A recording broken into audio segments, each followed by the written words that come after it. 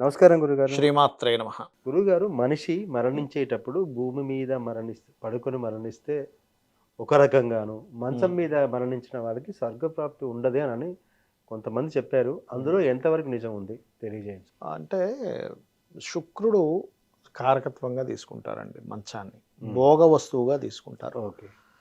మంచము మీద కామన్‌గా మరణించడం అనే కాదు. మంగళకరమైన వస్తువులు గూడా మంచం మీద పెట్టరు. పసుపు, కుంకుమ, పుష్పాలు, గాజులు చాలామంది తెలియక అలంకరణ చేస్తూ గాజులు మంచం మీద పెట్టి వేసుకుంటూ ఉంటారు. అవునండి. అసలు మంచం మీద మంగళకరమైన వస్తువు ఒక్కటి గూడా పెట్టకూడదని చెప్పింది. భోగకరమైన వస్తువని. ఓకే. అలాగే చనిపోయేటప్పుడు ఎందుకు దింపేస్తారంటే ఇక్కడ 2 కారణాలు. మంచం మీద గనక చనిపోతే ఆ మంచాన్ని దానం ఇచ్చేసేయడం, పరేయడమో చేయాలి. ఇంట్లో వాడకూడదు. ఏ పరుపు మీద చనిపోతాడో, ఏ చాప మీద చనిపోతాడో దాన్ని దానం ఇచ్చేసేయడమో, లేకపోతే పారేయడమో చేస్తారు. సర్వసాధారణంగా కొంతమంది అనేటువంటిది ఏంటంటే మంచం మీద చనిపోతే మోక్షం చెందడు అని. ఉంది. అవును. కానీ మోక్షానికి, మంచానికి కాదు సంబంధం. ఓకే. ఈ వ్యక్తి చేసిన. చేసినటువంటి పాప, పుణ్య కర్మల్ని బట్టి మోక్షం చెందుతాడు. ఓకే. ఇది కొంతవరకు దానికి 1% ఎంతో కొంత ప్రభావం చూపిస్తది. కానీ మెయిన్‌గా అయితే ఏ పాపం చేశాడు, ఏ కర్మ చేశాడు. అంటే పాపము, పుణ్యము ఈ 2 ఉండకూడదు.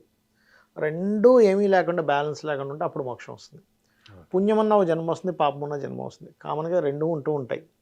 అయితే ఎప్పుడు ఈ వ్యక్తికి పరిపూర్ణమైన మోక్షం వస్తుందంటే ప్రతీదీ కూడా భగవంతుడికి సమర్పిస్తూ దేని మీద కోపము గాని, ద్వేషము గాని లేకుండా అంటే ఒక వ్యక్తి ఫ్రెండ్‌గా అనుకోడు, ఎనిమీగా అనుకోడు. ఓకే. అంటే నువ్వు నాకు ఫ్రెండు కాదు, ఎనిమీ కాదు. నార్మల్‌గా న్యూట్రల్‌గా ఉండే తత్వం ప్రతి వస్తువు మీద, ప్రతి విషయం మీద ఆ వ్యక్తికి ఎప్పుడైతే అలా ఉంటుందో, కేవలం భగవంతుడి కోసం మాత్రమే నేను ఈ పని చేస్తున్నాను. నా కోసం కాదు, ఇంకెవరి కోసమో కాదు, నాకు పేరు రావడానికో కాదు, ఇంకో దానికోసమో కాదు. కేవలం భగవత్ కార్యంగా ఎప్పుడైతే పని చేసుకుంటూ వెళ్ళిపోతుంటాడో, హ్మ్. ఫలితం ఆశించకుండా ఆ వ్యక్తికి మోక్షం వస్తుంది. ఓకే. అంతేగాని ఇట్లాంటి వాటి వల్ల కాదు. ఆ స్టేట్ ఆఫ్ మైండ్‌కి వెళ్ళాలంటే చాలా భగవంతుడి మీద పరిపూర్ణమైనటువంటి విశ్వాసం ఉంటే గాని ఆ స్టేట్ ఆఫ్ మైండ్‌లోకి వెళ్ళలేం. అంత ఈజీ అయినటువంటి విషయం కాదు. నేను ఇప్పుడేదో మాట్లాడేస్తున్నాను. హ్మ్. అంత సింపుల్ విషయం కాదది. చాలా అంటే లైఫ్‌లో ఎంతో సాధన చేయాలి. భగవత్ సంబంధించిన తత్వాలు తెలుసుకోవాలి. ఇతిహాసాలు, పురాణాలు తెలుసుకోవాలి. వీటన్నిటికంటే ముఖ్యం వారికి యోగం ఉండాలి జాతకంలో. ఓకే. ఇది ఆఖరి జన్మ అనేటువంటిది ఒకటి ఉంటుంది జ్యోతిష్ శాస్త్రంలో. హుహు. అంటే ఆ వ్యక్తికి శనికేతువులు, గురుకేతువులు అదేవిధంగా కొన్ని కాంబినేషన్స్ ఉంటాయి ఇట్లా. ఆ కాంబినేషన్స్ ఉన్నప్పుడు మాత్రం ఇది ఆఖరి జన్మ అవుతుంది. మనము చాలా చాలా యోగాలు చూస్తుంటాం చూసారా? ధనయోగము, అవును. లేకపోతే ఈ యెస్. వ్యక్తికి ఇంకొక గృహయోగం ఉందండి, ధనయోగం ఉందండి, సంతాన యోగం ఉందండి, రాజ్యయోగం ఉందండి అంటారు చూసారా? అవునవును. అన్నిటికంటే గొప్ప యోగం ఏంటంటే భక్తి యోగము. ఓకే. ఎందుకు భక్తి యోగము? భక్తి ఉన్నప్పుడు మాత్రమే మీకు మోక్షం జరుగుతుంది. అది కేవలం దేవుడి మీద ఒక్కటే కాదు. మీరు చేసే ప్రతి పని మీద భక్తి. ఓకే. మీరు ప్రతి పని మీద ఒక భావన, ప్రతి పనిని చిత్తశుద్ధితో చేయడం. ప్రతి విషయాన్ని మీరు ఎక్కడా కూడా కల్మష సంబంధం లేకుండా చూడడం. ఇవి జరిగినప్పుడు మాత్రమే మీరు ప్రశాంతంగా ఉంటారు. చాలామంది చూడండి, అబ్బా! నేను ప్రశాంతంగా లేనండి అంటూ ఉంటారు. ఎందుకు లేరు అంటే ఇవన్నీ అంటిపట్టుకొని ఉన్నాయి మనిషికి. ఈ వాసనలు ఆత్మను పట్టుకొని ఉంటాయి. అది భగవద్గీతలో చెప్తాడు శ్రీకృష్ణ పరమాత్మ. అయ్యా నీ వాసనలు ఏవైతే ఉన్నాయో నీ ఆత్మను పట్టుకొని ఉన్నాయి అవన్నీ. అవి ఉండడం వల్ల నీకు అవి తొలగిపోయేదాకా కూడా నీకు ఇవి తిరుగుతూనే ఉంటాయి. నువ్వు జన్మలు ఎత్తుతూనే ఉంటావు. ఎప్పుడైతే నేను ఆత్మస్వరూపుని శరీరం వేరు అనేటువంటిది చూడాలి. ఓకే. ఈ శరీరం వేరు. ఓహో! ఈ శరీరం ఈరోజు ఈ డ్రెస్ వేసుకుందనమాట. ఆహా! ఆ శరీరం ఆ డ్రెస్ వేసుకుందనమాట. శరీరమే లోపల ఆత్మ వేరు, మనిషి వేరు. ఓకే. అన్నప్పుడు ఏమవుతుందంటే మీరు ఎవరిని కూడా చీదరించుకోరు. వీడు గొప్ప, వీడు భేద అనేటువంటి అభిప్రాయం రాదు. అలా అభిప్రాయం ఎప్పుడైతే రాదో మీకు భయం పోతుంది ఫస్ట్. అవును. ఇప్పుడు వీడు అమ్మో! చాలా గొప్పోడండి, చాలా పేరు గలవాడండి, అమ్మో! ఏం చేస్తాడండి భయం స్టార్ట్. అంతే. ఆడు మనలాగే ఆత్మ. అన్నీ ఆత్మస్వరూపాలే. కాకపోతే ఒక్కొక్క ఆత్మకు ఓ శరీరాన్ని దాల్చింది. ఆత్మస్వరూపం పరమాత్మ స్వరూపం అని భావించగలగాలి. అప్పుడు మన యొక్క థాట్ ప్రాసెస్‌లో చాలా చేంజ్ వస్తుంది.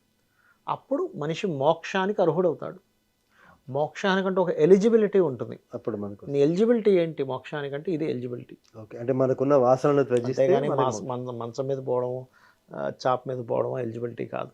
ఓకే. ఫైన్. అది. సార్, అలాగే ఇంకొక అనుమానం. కొంతమంది నాలుకల మీద మచ్చలుంటాయి. అవును. ఆ మచ్చలున్న వాళ్ళు ఏది చెప్తే అది నిజంగా జరుగుతుంది. శపించాడంటే వాళ్ళతో తిట్లు తినకురా అని చెప్పి మా నానమ్మ వాళ్ళు అంటుండే. అది అవును. ఎంతవరకు నిజం సార్? అంటే మనకి పుట్టుమచ్చల శాస్త్రం ఉంటుందండి. హ్మ్. ఆ పుట్టుమచ్చల శాస్త్రంలో ఏంటంటే ఎక్కడ మనకి పుట్టుమచ్చలు ఉంటే దానికి తగ్గ ఫలితాలు చెప్తూ ఉంటారు. అదొక శాస్త్రం. అవును. దానిలో కూడా చాలా లెక్కలున్నాయి. నలుపు రంగు, తేనె రంగు పుట్టుమచ్చ, హ్మ్. సైజుని బట్టి, అవును. అది ఎడం వైపు ఉందా, కుడి వైపు ఉందా అనేటువంటి దాన్ని బట్టి శాస్త్రం ఉండేది ఒకటి. ఉంది, ఇప్పటికీ ఉంది, లేకపోలేదు.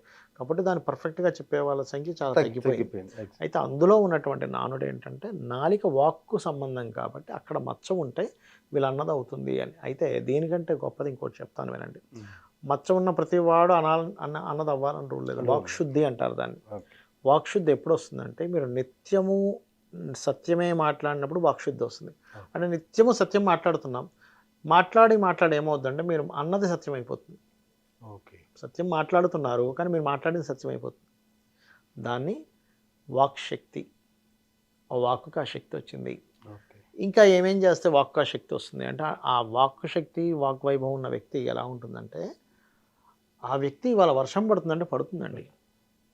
అది ఎప్పుడొస్తుంది? సత్యవ్రతము అంటారు. హ్మ్. సత్యనారాయణ స్వామి వ్రతం చేస్తారు చూసారా? సత్యనారాయణ స్వామి వ్రతం అంటే ఏంటంటే అక్కడి నుంచి సత్యం మాట్లాడాలని. అంతేగాని అదేదో ఆ ప్రసాదం వండుకొని నలుగురికి పంచిపెట్టాలని, పానకం తాగాలని, ఓ 3 గంటల సేపు 5 కథలు చెప్పుకొని తర్వాత మళ్ళీ ఎవరికి వాళ్ళు వెళ్ళిపోవాలని కాదు. ఓకే. నిత్యము సత్యము సత్యం. మాట్లాడేటువంటి వ్రతం సత్యనారాయణ స్వామి వ్రతం. ఓకే. ఆ సత్యనారాయణ స్వామి వ్రతం చేసుకున్న క్షణం నుంచి ఎవరైతే సత్యమే మాట్లాడతారో వాళ్ళు ఏదంటే అది ఫలిస్తుంది. హుహుహు. రెండవది సత్యము, హితము, అవతల వాడికి ఎదుటి మంచి జరిగేది. హ్మ్.